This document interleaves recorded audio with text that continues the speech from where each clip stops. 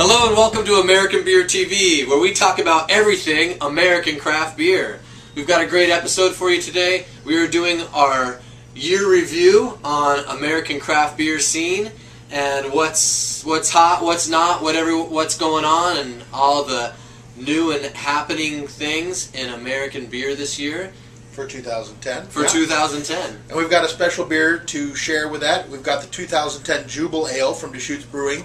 This is their once-in-a-decade ale, so we figured, at the end of a decade, it's a good time to open this up and use for our 2010 year in review. So we've got some exciting news for our year in American craft beer for 2010. At the middle of this year, beer sales were up for craft beer by 12% as a whole. So craft beer industry is growing like crazy. That's really good news, especially in this economic downturn and everything. That the craft industry continued to show gains and take market share. May 17th through the 23rd has been recognized as American Craft Beer Week. It's the mother of all beer weeks. I don't know how many beer weeks there are, but that's the mother of them. Yeah, it's better than Germany's Beer Week. I don't know what week that is. And it's got sponsored events in all 50 states. It actually passed, U.S. Congress passed a resolution, as if they didn't have enough to help support the cause. Yeah, definitely. Supporting all of that, the ideals of the American Craft Beer Week. Yeah, the great thing about Beer Weeks is that it gets the whole community involved. Like American Beer Week gets the whole country involved, obviously, but individual communities get involved with the restaurants and local breweries. Everybody kind of helps support everybody. So it's really making this whole scene grow, and the whole the whole idea behind craft beer, that it is an art form. It gets chefs involved. Right. It gets local politicians, like we said. It gets everybody involved. Like, there is a greater cause to just than just drinking beer. So.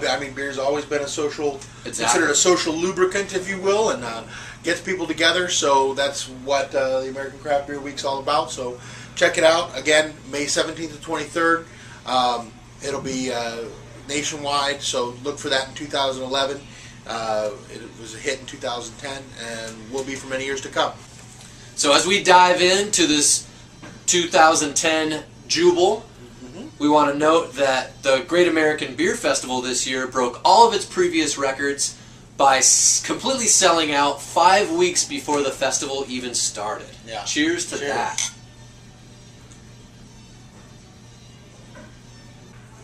And talking about the GABF, there was GABF also, in addition to just tasting great beers, and they also do a lot of brewing competitions, and they also is kind of the award ceremony for the beer industry. So basically, if you win an award at the GABF, it's a big thing. Yeah, it's pretty recognized. So they always, every year they do their best brewery and beer brewer based on size. So, like for instance, this year, 2010 for the large beer brewing company and the large brewing company brewer of the year went to Dr. David Ryder at the Blue Moon Brewing Company in Denver, Colorado. Mid-size brewing company and brewer of the year went to Utah Brewha. I started to go a little crazy with that one there. It's the Utah Brewers Cooperative, UBC Brewers in Salt Lake City, Utah. I haven't had the pleasure of trying any of that stuff here yet, but we'll work. It's the Mormon Brewers Club. Maybe. I am not certain. Then the small brewing company and small brewing company brewer of the year is Mad River. Mad River's really good stuff. We had them before. Brewpub Group and Brewpub Group Brewer of the Year is Taps Fish House out in Brea, California.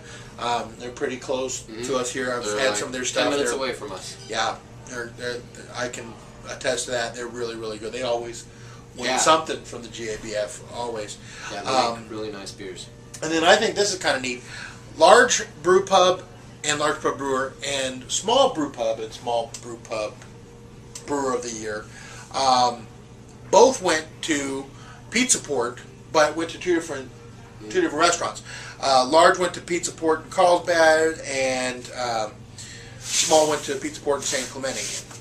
If you've been down there, they you know they knock it out. They also do the Lost Abbey stuff. Right. So yeah, they're definitely taking craft beer to the next level. And one thing I failed to mention here, from Taps, the brewer is Victor Novak, and from the large from Carlsbad Pizza Port,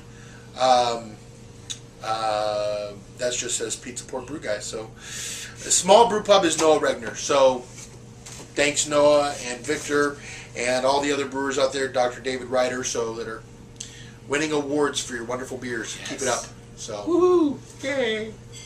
As we move on to the World Beer Cup, which is the world's largest commercial beer competition, that was 642 breweries from 44 countries and 47 U.S. states entered 3,330 beers this year, bigger than ever. Yeah. You know, another record-breaking number again this year.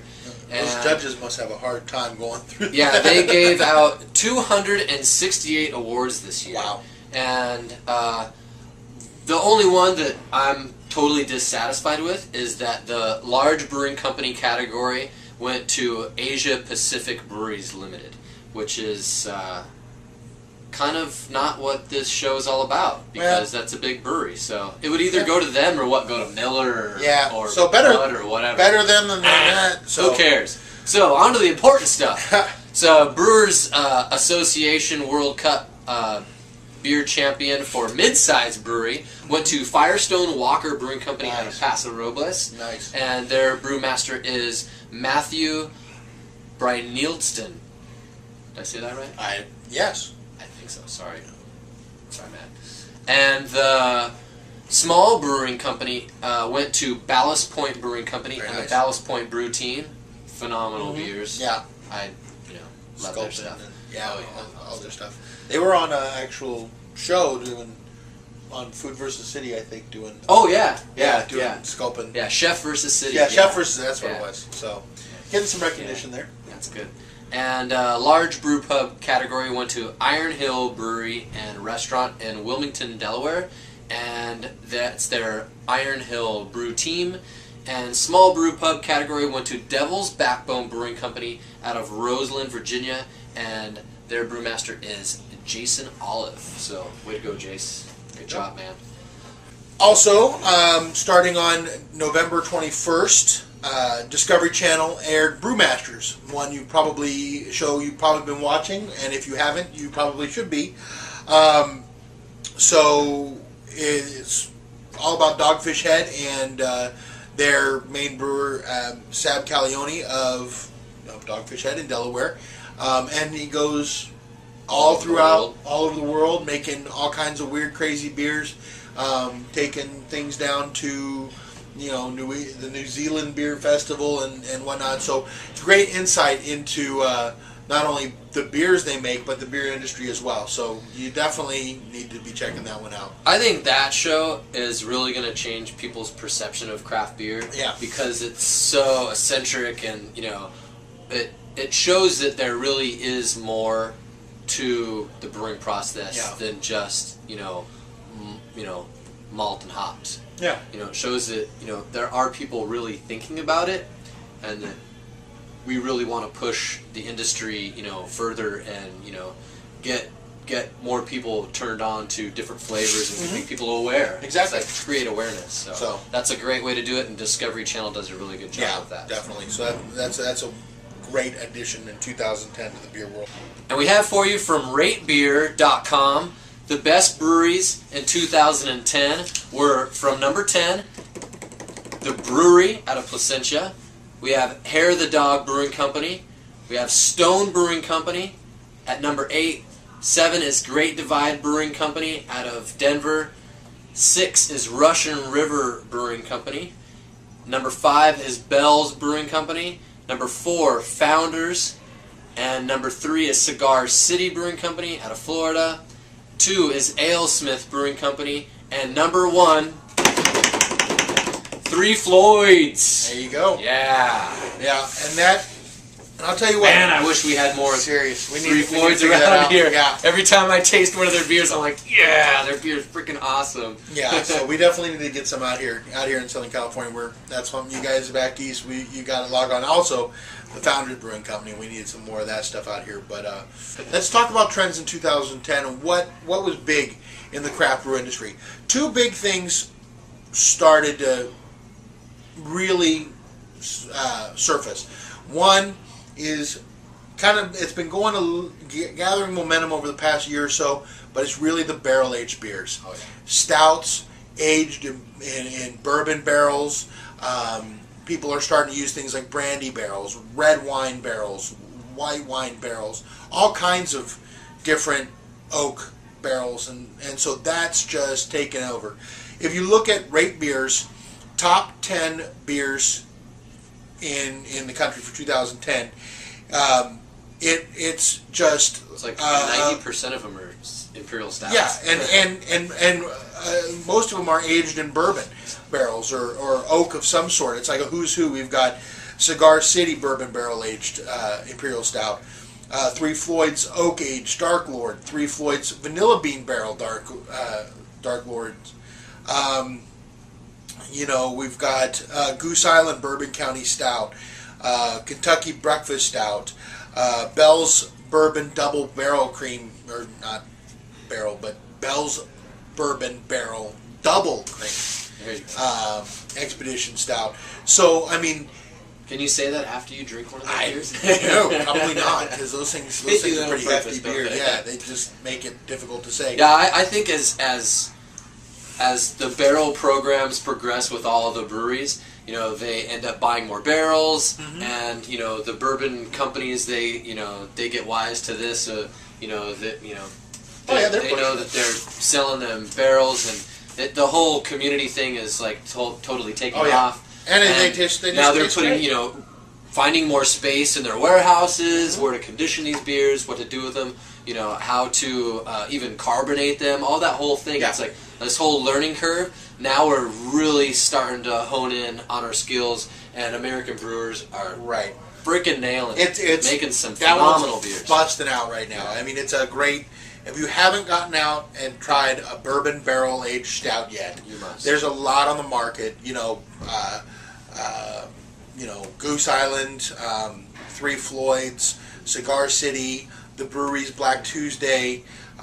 There's just some amazing beers that are really hitting the market. You owe it to yourself to try that.